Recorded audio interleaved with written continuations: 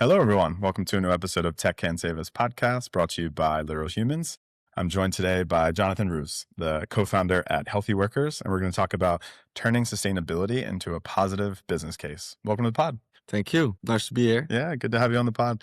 I'm going to jump into a long, well-deserved introduction right here. I'm excited because Jonatan is an incredible entrepreneur who's really revolutionizing the real estate industry. They're doing here at Healthy Workers, and we're in Amsterdam, by the way. You can see a windmill out the window here. They're making every building smart. And I think that's really the key is sustainability and, as your name suggests, healthy workers through innovative building automation and energy management solutions. So since their founding, Healthy Workers has grown to manage over 3 million square meters across offices, logistics, light industrial, and retail spaces. Jonatan brings a rich entrepreneurial background, having previously co-founded Crowded, a startup building online communities for enterprises, and has served as a product owner at PlingSpot. The company now serves over 60 real estate investors, including major players like Schroeder's Capital, EPF, Aviva Investors, and is it Dutch RE? All right, well, so we're done with the introductions. Welcome to the pod. Thank you for joining. Last time we met, it was Amsterdam dance event. Yes. You guys were organizing a party, and I just stumbled in here, and you're like, yeah, okay, we got a party, so get out of here.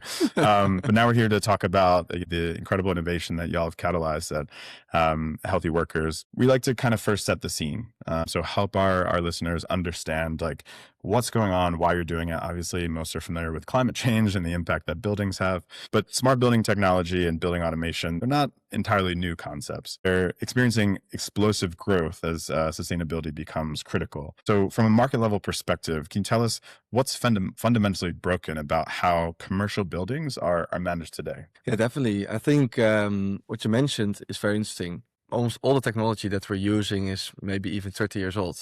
Like it's all old technology, old methods, old theories. But the thing is that the world is moving quite fast, but the real estate industry actually goes quite slow. In the last 50 years, they maybe moved from analog to digital, but that's about it. And I think what we have noticed that in the real estate industry, most people are not the biggest contributors to sustainability. And it's all about the business case. Sure. And it's not that they're not willing to innovate, but it has to be a positive business case to put in money and effort in there. And it's an enormous industry. Like some of our clients own 60 to 600 billions of euros in assets. So the money is there, but it should be an interesting case to innovate. And I think that's what we did differently. We found a way to make this very technical problem where most of the decision makers don't have any idea of or understanding of to make it understandable. And that's step one. And the second step is to actually explain them what they will achieve with it. So for example, higher rents, more happy tenants, but also make it so easy for them that it's a no-brainer to at least try it out. Like we always say, let's just try it out. Let's do it with 1 or 2 buildings. We will show what we can do. Yeah. And then if you're convinced, you continue. And otherwise, we stop. Give us the background of, like, I know buildings have been historically treated as kind of like a set it and forget it asset, right? So it's just sat there. Why is that the case when it comes to energy and climate management? And what are the inefficiencies that you're seeing in real estate and the possibility of like automation to kind of address those inefficiencies? Yeah, good question. I think what's difficult is it's a technical problem where a lot of different systems have to talk with each other. And back in the days, all those systems were really closed off. There were like silos that couldn't talk with each other. Luckily nowadays, there's more and more regulations that are actually requiring these different vendors to talk with each other. Good for you guys. Very good for us. Like normally I'm not about the rules, but currently the EU is having very good rules for us. Everyone loves a regulatory notes. So that's a good progress. Because then it becomes about compliance. Like they need to comply with the regulation and enter Healthy Workers. You can help them do that, yeah? Exactly. And it is that little extra step that allows them to say, all right, let's give it a shot. And then once they try it out, they see, hey, this actually earns me a lot of money, but also it takes a lot of thoughts and issues off my plate. And I think that makes a difference. Like at first, always a little bit hesitant to say, all right, we kind of like you guys, so let's give it a shot. But then the moment they can see that their tenants are more happy, there's less complaints, go up. You see, of course, higher scoring in their sustainability certifications. And to coming back to your question, like in the beginning, it were all silos. And now, for example, with our platform, we bring all the data together and therefore we can analyze it and do it on a bigger scale, but also make it more time efficient. Like back in the days, you had an installation company and they would go to a single building, had to check all the different variables. It would have taken you more than a week to check everything. Sure. So nobody did it. So more than 70% of the buildings are actually not optimized for the users that they're currently having. So maybe at a certain point in time it was good, but the building is a living thing. There's new tenants coming in, you have new sustainability equipment that's being installed. So every time when something changes, you have to optimize the building again. And that's just really hard where you don't have the tooling and the information to do it correctly. And you're giving them kind of the foundation to start thinking about that, measuring that, and to execute it, I guess? Yeah, we're like an extra tool in a toolbox. A lot of these big buildings, you can imagine you have a building of 100 million euros. Yeah. And you ask them, what's the temperature on the 4th floor? Nobody can tell you because it's either not monitored or not measured or not stored. But just starting off with a base data layer, giving them also the options to look back in time and see, hey, how is this building actually affected by the weather or affected by the usage? And then together with the installation company, we can do great things. Yeah. And I think that's also what I really believe in. Like, it shouldn't be silos, not in technology, but also not in collaboration.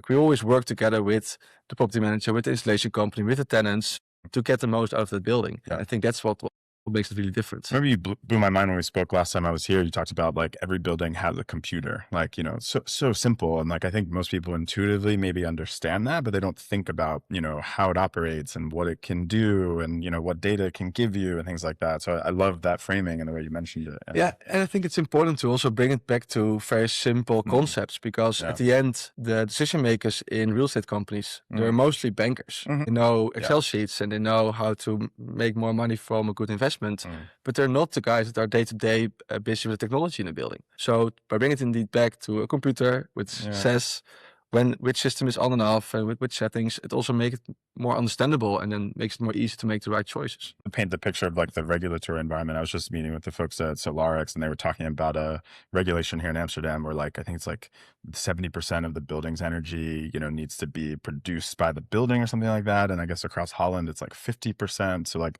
can you paint the regulatory picture for us to help us understand? Yeah, definitely. So I think there's a lot of abbreviations of regulatory laws, but I think there's a couple ones that are really important at the moment. So first of all, you have the SFDR, it's a financial regulation. As I mentioned before, our clients are mostly almost like bankers that have funds, and those funds are actually helping to make the world more sustainable. And they have Articles 6, 8, and 9 that allow you to explain to your investors how green your funds is. So that's a very important one that we use a lot. We have the CSRD, which is more for example, the tenants. If you have a corporate organization, then they of course have to comply with this regulation and report on how green their operations are, including their building. And lastly, we have the BACS regulations, Building Automation and Control System. This one requires for every large building to have a system that continuously monitors energy, that actually sees when energy efficiency is possible and automatically reports this to the building owner or the property manager, and requires that all the systems are talking together. Wow. So it couldn't be better for us because it is our perfect this pitch. You solved the BACS regulatory issue. Exactly. And we had a big subsidy about 3 years ago, which was exactly focused on this. And the regulation came into place 2 years ago. So we're perfectly aligned. Subsidy for building owners or for entrepreneurs? So it was for us. So we had a subsidy to implement artificial intelligence into our systems to achieve this new state, which they now call PAC systems. So with AI, we are monitoring and making sure that everything is controlled, like a control system. And therefore, we can manage so many more buildings that are continuously checked on every aspect instead of having to do everything manually. What's like an example of an alert that would come up from the box system and like how it gets addressed? Like I think about this when I'm like renting an Airbnb and I'm like, I'm leaving the water on for a while. Like I've left the heat on. I think I did actually. So like, sorry. So like, tell me, like, give me an example so our audience understands. Yeah, I think a very good example is in your building, you already have your building automation system, and they have a lot of alerts, for example, when your system stays on or is broken. So what we are looking in as a control system is the level on top of that.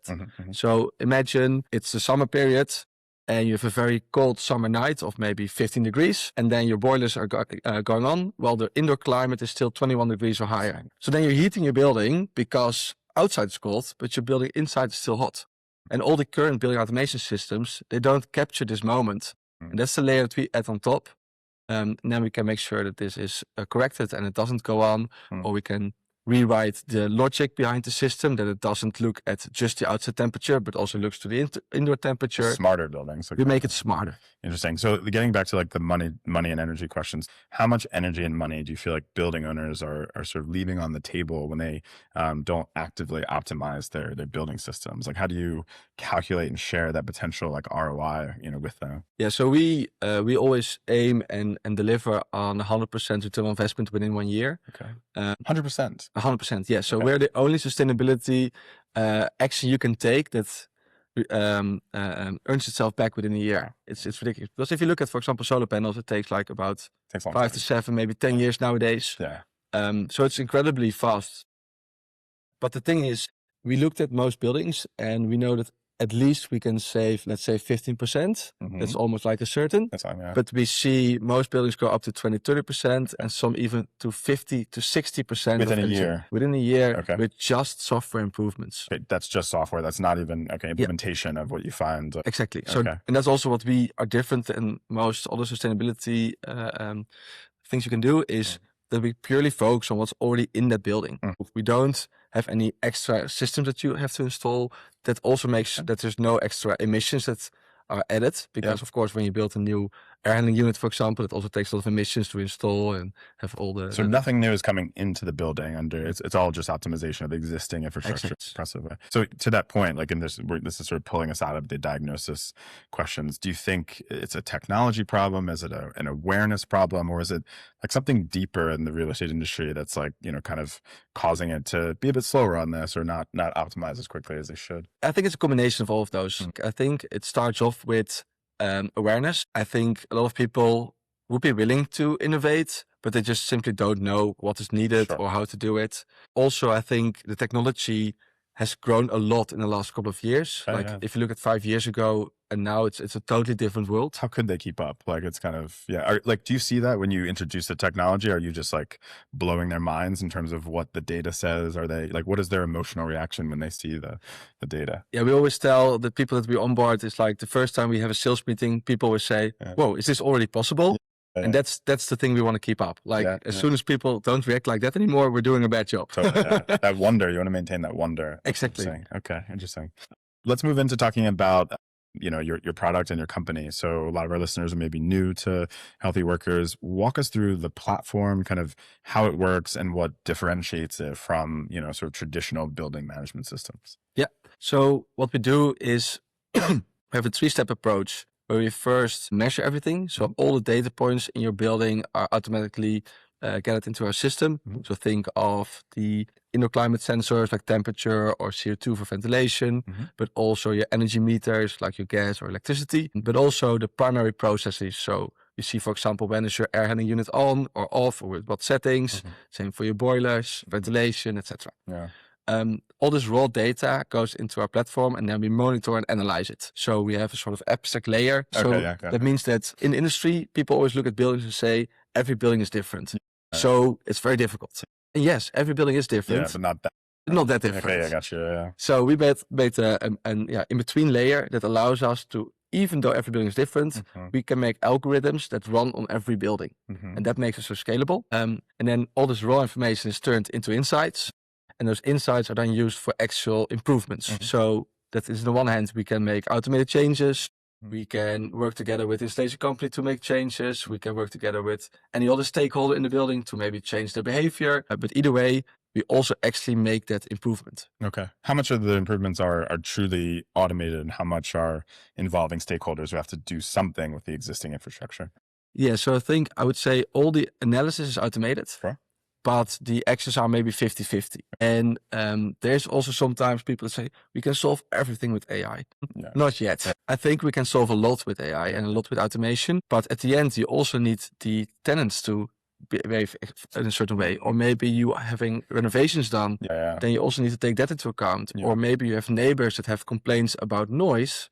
And then you also have to adjust your systems. That may be not optimal for sustainability, but you still need to do it. Yeah, interesting. And I guess like how does the system decide when and how to optimize building performance? I guess like inside, like help like really get us down to the the nitty gritty. Like it sees this and then it changes this. Like want to understand that. Yeah. So on a building level, we look at the different possible scenarios. Yeah. And with the client, we decide what's the most important. So in some cases, that is energy efficiency. Some cases, it's indoor climate. Sometimes it's something different. And all those settings are set up into our platform. And we try to make use as much of standardized systems for this. So for example, if they care a lot about indoor climate, we look at the well-building standard. If they care a lot about the energy efficiency, we look at the standards that they're using for their programma van eisen is what we call it in the Netherlands, but it's like their building requirements. That says, right, for example, it should always be between 20 and 24 degrees. Okay, and then we'll just find a way to keep it that way in the most energy efficient way. But we also use, for example, machine learning or AI to predict what the indoor climate will be. So then we can adjust the systems. Like before. Looking at the weather, or like how are you predicting? Look at the weather, and one of my favorites is actually we look a lot at water data. Okay. Because occupancy sensors are really expensive. Yeah. But water data is a very good indicator of how many people are currently in the building. Water usage. Just water usage, because if you're there, you wash your hands, you don't water, you go to the toilet. So hopefully, so it's a very good indicator to see how much people are actually in the building. So we see very big differences, for example, on the holidays, but also on the Wednesday or the Fridays when people work from home. Yeah. And we use all this data because a smart water meter is maybe a couple €100. Yeah. But if you have occupancy sensors throughout your whole building, you're talking about tens of thousands of euros. Yeah, sure. So we like those data-based approaches. How do you put in safeguards? And this is always, I feel like the debate, like that don't compromise occupant comfort for efficiency. Like, and how do you, like, okay, we want to keep it between 20 and 24, but say grandma's cold and she wants it at 25 or something. You know what I mean? Like, how do you address that and like the human element, I guess? So. Yeah, we always start with setting the comfort boundaries. So we say, right, what are the comfort boundaries that you want to set up? And then from that point on, we're going to say, all right, from now on, we're going to make it so as energy efficient as possible. Okay. So the comfort is always number one, and then energy efficiency is number two. Okay. That's the only way to do it, because otherwise, indeed, you'll get more complaints. And what we notice when you get complaints, people are going to go the other way around and then start using a lot of energy just to get rid of those complaints. And then you can start all over again. So comfort boundaries are step one always. Anything else you want to say about the product before we kind of move into growth strategy? Maybe one last thing, like I think what I really believe in is a collaboration. So we focus a lot on service. Sometimes we also say like we are 50% a product company, 50% a service company. Yeah. It's maybe the typical enterprise SaaS. But I see in this world, especially real estate, we need to also help people out with understanding, with doing the step, with sometimes reminding them. Yeah. That service element, I think, is crucial to our success. Yeah, I think about the London real estate market, and like the service is so bad. It's like, in terms of estate agents, and sorry to all the estate agents out there, but like, it's young people, they don't give a damn, and they're just kind of showing 1 million apartments a day and stuff like that. And I think real estate, there's a real opportunity to kind of have like excellent service and to do it really well. So Exactly. Yeah, that's great. So Healthy Workers, you all sit at kind of the intersection of like prop tech, sustainability, institutional real estate. That's not easy. Like you're kind of at this interesting nexus. So help us understand like the biggest challenges in growing the company to manage over 3 million square meters of property. Like, what would have been the hardest moments in terms of getting investors like comfortable with the new technology and, building trust in a conservative market. I think it's a couple of things over the years, of course, but I think the moment when I took over HealthWorks with Guus, my co-founder, I was really young, and it's a relatively older community of entrepreneurs, and therefore sometimes difficult to get. I will not say respect, but the trust that you are doing the right thing. Luckily, Guus has a lot of experience in real estate, also a little bit older, still young, a little bit older. But sometimes it was difficult to get that trust at first. So we focused a lot on relations. So making sure that they first knew us and then gave us the shot to try it out. Yeah. And then we knew we could do it. Like we just needed to get the ball rolling. How did you focus on those relations? Like what was the process? Like, were you just taking them out to dinner? Were you grabbing beers? Were you showing up at their office? Like, what were you? Yeah. Yeah, I think it's a couple of things. I think first of all, always physical meetings. Yes. Yeah. Like I think you just have to shake hands, get to know each other. I think also it's showing that you know about their world and understand what their problems are. I think it helped with Guus. One of his previous companies was Amsterdam, was a big ecosystem for startups with a big co-working area. So he experienced firsthand those issues. So the combination of his personal experience, my technical knowledge, could help us to explain them what their problems are and how we could solve it. Yeah. And I think with the physical meetings, taking the effort to go there, taking the time to explain them through it. And also I think seeing him as a partner from the start. Like sometimes in real estate, people are really happy if they get a job, and we just said like, hey, we're either going to do it together or we're not going to do it, but we're equals. And I think that's something that people value for us. Like in our company, also speak up is our most important culture value. Sometimes that's very direct, but I think in this market, people appreciate that you're direct and speak honest. I think the combination of those two helped us to always get the first deal rolling. And then we also said, like, don't give us your 100 buildings at once. Just give us 1 or 2. We'll prove ourselves, and then we keep on top.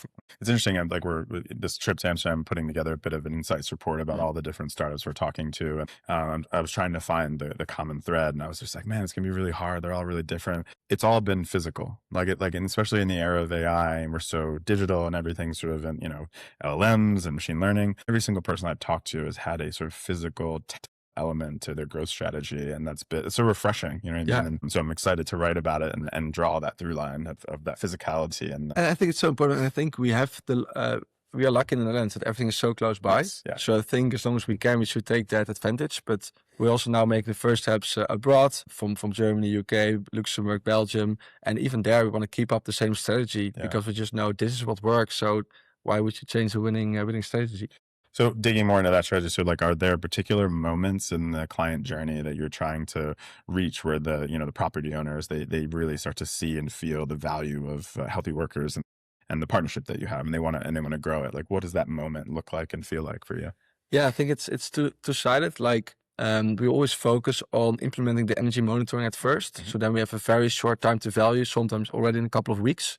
So we could show them what we are seeing. Like we make it visual, stating, hey, this is all the points where we think things go wrong. And then in the meantime, we implement the full solution, and then we can solve those issues for them. So I think within a couple of weeks, we show them the problem in their own building. And then within a couple of months, we solve that problem. And that's the moment they are experiencing what we are trying to do. And from that point on, we also see it's a no-brainer to continue throughout their whole portfolio. Yeah, that speed to time kills deals, right? So that speed to kind of here's the value that we bring. I think we see that a lot in our space. People take forever to do diagnosis and they don't show value, and people are like, what are we doing here? So really appreciate that buyer's journey that you have. Getting more a bit into your journey, I think you've got a super interesting story that we'll see how much of it you want to share, but about what happened with this company and how you sort of came in. I've not heard any story like that, and I know we talked about that last time.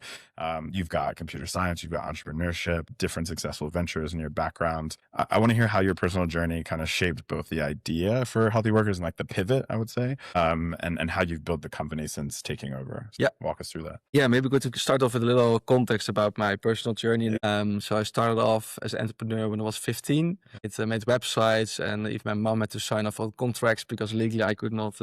Thanks, Mom. Thanks, Mom. It helped out. And from there on, I started doing computer science. I met a couple of friends, and my dream was always to have a company with friends. So at a certain point, I could join their company ID. So I stopped with school as a typical entrepreneur. And then we had Crowded. I think it was really interesting. We were all quite young guys, but we were making software for the biggest banks in the world. Like we had this launch a customer, ING. We went to Switzerland with Zuckerberg. We went to America with JP Morgan Chase. We were 21, we were not allowed to fly together. There was all these kind of regulations, but it was really incredible to get this learning so early on. Then at a certain point, our paths split. And then I was looking, all right, how we're going to learn as entrepreneur. The previous companies were always bootstrapped, growing with own funding, own growth. So I was thinking okay, how am I going to learn? I need to find an entrepreneur that's learning so I can learn from their mistakes or problems. And it actually got me into contact with the then current CEO of Healthy Workers, because it did already exist since 2016. And I told him hey, I just want to be involved in the investment rounds. And in the meantime, I will do any job you have for me. So I add value to the company, but I also can learn. And involved how in the investment rounds? Just to sort of see them, learn what was your... Yeah, mostly support him or any task that he could hand over to me, so he could focus on the conversations, and I could do the Excel sheets and the presentations and the sort of lower work, but which actually gives you all the insights, right? Learn a lot, You're really involved. And I think that helped me to better understand the market, better understand our investors. But Healthy Workers 1.0, as we call it, was focused on anything that had to do with healthy work environments. Okay. That's also why the name is a little bit distracting from what we're currently doing. And they had a lot of learnings and they did a lot of very cool projects. But during Corona, when all the offices were empty, it just didn't work out. So that was the point that at a certain point, it was like the company was searching, CEO was searching, like what are we going to do? And well, then the conclusion was this is not going to work out. The current concept is not what is going to work. In the meantime, I was thinking about, hey, I think there are concepts that we can do. But they're going to be really different from what we're doing. So then I got in contact with Guus. Guus was one of the investors through Amsterdam and was also involved in looking, hey, how can we fix this ship while we're being Corona and the storm? He was an active investor for Healthy Workers 1.0. Yes, exactly. Okay. How did you know to reach out to Guus? Well, he actually reached out to us since they had discussions with the CEO, like what's the path forward? And that didn't work out. So then we're like, all right, now we have to completely restructure. So that was the moment that Guus and I came up with a new idea and thought, hey, we can actually fix this company and build something great. And how did you land on building optimization kind of as the focus? So in the first couple of years, there was a lot of research with employees. And 85% of the complaints were always about the indoor climate. So they're doing all this broad work on different aspects of healthy work environments. And then you looked at the research and they're like, okay, most of the complaints are 80%, you said? Or about the built environment. So exactly. You looked at the data, you're like, we're going to focus there. Yes. Okay. Because we did all those pilots, even from yoga sessions, we did plans in the office, everything was done. And this was the core element that always came back as the biggest issue. And I was thinking, but this is something that should be able to be automated. Like with my computer science background, I was like, everything can talk with each other, energy down, comfort up, easy peasy. Workers, there you go. Of course, it wasn't that easy as I thought back then, but never is. But the idea was, I think we validated that concept with a couple of the investors. And they said, all right, if this is what you're going to build, and definitely we're going to commit to 100,000 square meters of buildings. Let's get this going. And that was the moment that Guus and I were convinced this is a good idea. So let's work it out and let's rumble. And then conversations with the board, you were able to kind of move into the leadership role. And yes, we had a lot of flexibility there, and we could restructure the whole company. And that allowed me and Guus to indeed take a different stake, but also allowed us to grow with the network of the investors. We have a lot of real estate parties that are invested in us. And it allows us for network, allows us for knowledge, and especially in the first year, a lot of learnings. Because we could use their buildings to try out and test out and learn what we did not do right. So you could do it right. You could pilot, Okay. So how many pilots did you run in the first year? I think we did about 15 buildings in the first year. So it was quite a good first year and a lot of learnings. What would you say like the gap is between like what you were doing in that first year and like what you're doing now in terms of like quality and delivery and sophistication? It's a major difference. I think 5x, 10x, like what are we talking here? It's now currently definitely 10x. 10x. Wow. If you look at like the first year, we're mostly focusing on just, we call it almost like an uptime monitor of your indoor climate. Just to start off to know, is it actually good or not? Sure. Like, because only if you know, then you know if you have to change anything. And so that's what we focused on first. Then we moved to, when the Ukraine war came, of course, energy prices went up. So that was for us a very important moment to start with energy monitoring.